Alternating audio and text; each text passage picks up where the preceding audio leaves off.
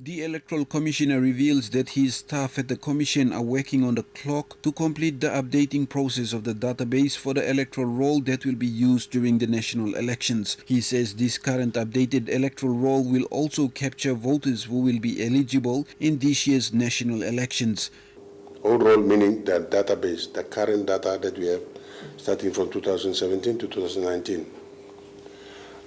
We are maintaining to capture the provisional voters, what we call, those who turned 17 or 18 to voting age. He says staff from the Commission throughout the country are currently in the data entry phase for the electoral roll. He confirms that the electoral roll should be ready by the issue of writs on the 28th of April this year. Now, the law requires us to update it, so we are updating it.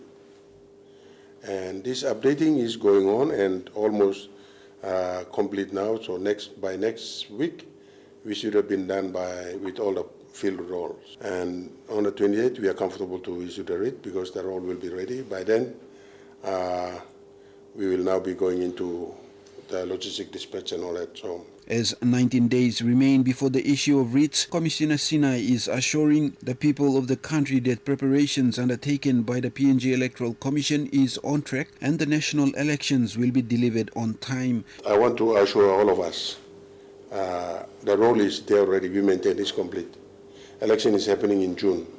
The roll data that we are processing will eventually become available in May and before April and then to May. May, all the logistic things are going to be distributed, including the ballot papers and including the ballot boxes and plastic shields and team kits and all of those carton boxes and those voting compartments and all of those things are all in process now.